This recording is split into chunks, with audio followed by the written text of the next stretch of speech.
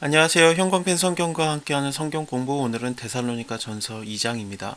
형제들아, 우리가 너희 가운데 들어감이 헛되지 않은 줄을 너희가 친히 아나니 너희가 아는 바와 같이 우리가 먼저 빌립보에서 고난과 능력을 당하였으나.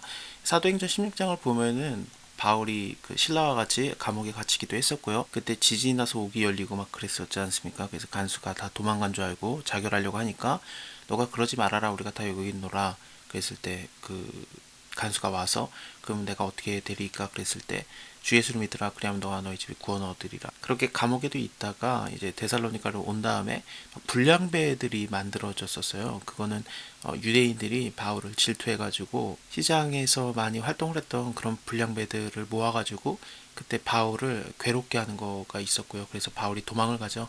베레아로 도망갔다가 그리고 또 아테네로 도망가고 뭐 그런 상황이 이어질 건데, 어쨌든 그것을 데살로니가 교회는 봤습니다. 빌립보에서 고난을 당하는 것도 얘기를 듣고 알았고, 또 데살로니가에서도 뭐 힘든 일이 여러 번 있었습니다.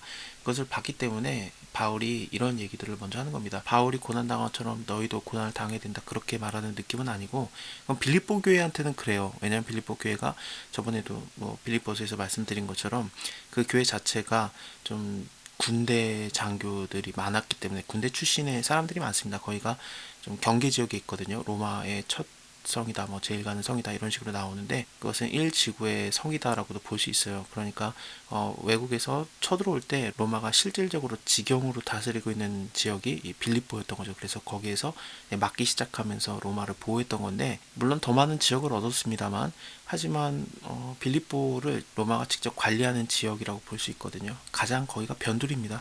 그렇기 때문에 뭐 군인들이 많았고 힘든 상황도 많았고 좀 강하고 그렇습니다. 그래서 바울이 뭐 표대를 향해서 달려가느니 그런 얘기들이 나오는 게 아무래도 군대적이니까. 그런데 데살로니가는 거기서 좀 더 들어와 있는, 로마에 좀 더 가까운 지역입니다. 물론 빌립보랑 데살로니가는 거의 같은 지역이라고 볼 수 있지만 그래도 뭐 경계 지역이라고 볼 수는 없습니다. 그렇기 때문에 힘든 거, 군대에 대한 거, 그런 거를 원하지 않는 지역이에요. 또 여기는 마게도니아, 그러니까 북쪽 지역의 중심 도시라고 볼 수 있는 게 데살로니가이기 때문에 바울이 굉장히 부드럽게 말하려고 노력을 하고 그렇습니다. 정말 아기를 대하듯이 이렇게 살살살살 달래가면서, 그래 힘든 거가 있을 수도 있지만 하나님 힘입어 많은 싸움 중에 하나님의 복음에 너에게 말하였었다. 그래 우리는 싸우지만 너도 힘들 걸 수도 있겠지. 그래도 괜찮다. 항상 기뻐라. 쉬지 말고 기도하라. 이런 식으로 연결이 될 겁니다. 우리의 권면. 이게 권면이라고 말하는 게 뭐 명령도 아니고 권하는 말들이지 않겠습니까? 간사이나 부정하게 해서 난 것도 아니고 괴계에 있는 것도 아니라 오직 하나님의 옳게 여기심을 입어 복음을 전할 부탁을 받았으니 우리가 이와 같이 말하면 사람을 기쁘게 하려 함이 아니다. 오직 우리의 마음을 감찰하시는 하나님을 기쁘게 하려 함이라. 너희도 알거니와 우리가 아무 때에도 아첨하는 말이나 탐심의 탈을 쓰지 아니한 것을 하나님이 증거하시느니라. 우리가 그리스도의 사도로 능히 존중할 터이나 그러나 너희에게든지 다른 이에게든지 사람에게는 영광을 구하지 아니하고 오직 우리가 너희 가운데서 유순한 자가 되어서 유모가 자기의 자녀를 기름과 같이 하였다. 굉장히 좀 애기를 다루듯이 데살로니가를 이게 어르고 덜내가지고 힘들지만 거기에서 믿음을 지킬 수 있게 용기를 주는 내용들의 말들이 많습니다. 우리가 이와 같이 너희를 사모하여 하나님의 복음으로만 아니라 우리가 목숨까지 너희에게 주기를 즐거워함은 너희가 우리의 사랑하는 자가 됨이니라. 형제들아, 우리의 수고와 애쓴 것을 너희가 기억하리니 너희에게 아무도 누를 끼치지 아니하려고 밤과 낮주로 일하면서 너희에게 하나님의 복음을 전파하노라. 우리가 너희의 믿는 자들을 향해서 어떻게 거룩하고 옳고 흠없이 행한 것을 대해서 너희가 증인이요 하나님도 그러하시도다. 그래서 하나님께서도 알고 너희도 알지 않느냐. 그래서 정말 잘 하려고 노력을 했던 것 같아요. 물론 데살로니가 지역에 오래 있지는 못했죠. 왜냐면 불량배들이 이제 바울을 쫓아왔고 그랬으니까요.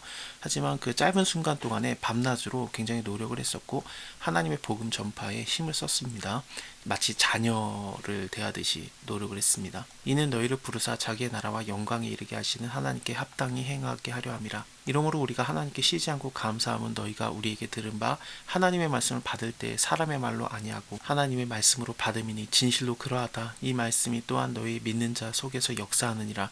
형제들아, 너희가 그리스도 예수 안에서 유대에 있는 하나님의 교회를 본받는 자가 되었으니 저희가 유대인들에게 고난을 받은 것 같이 너희도 너희의 나라 사람들에게 동일한 것을 받느니라. 유대인들 때문에 예루살렘 교회가 굉장히 힘들어했거든요. 다른 나라에 있는 교회들도 굉장히 좀 유대인 출신들 때문에 고난을 당했고요.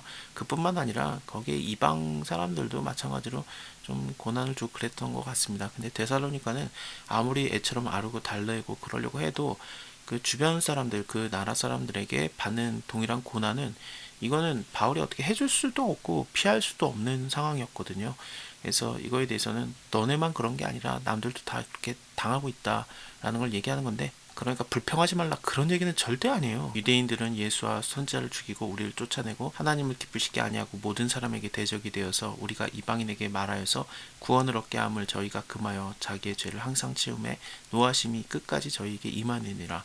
유대인들이라고 할지라도 그 이방인들에게 행하는 그런 괴로움, 하나님께서 절대 안 참는다라는 식으로 표현을 하고 있거든요. 그렇게 생각을 할 때 아예 이방인들이 기독교인들을 괴롭힌다. 유대인이 물론 예수님을 거역했지만 어쨌든 율법을 아는 하나님을 믿는 자들이라고 그냥 그때 당시엔 여겨지고 막 그랬었거든요. 당연히 예수 믿는 자는 아니에요. 근데 그들은 좀 괜찮겠지. 그들은 율법에 열심히 쓰니까 하나님이 봐주지 않을까? 그런 생각이 조금이라도 있었어요. 하지만 하나님이 안 참는다는 얘기를 하는 겁니다. 절대 그럴 리가 없으니까.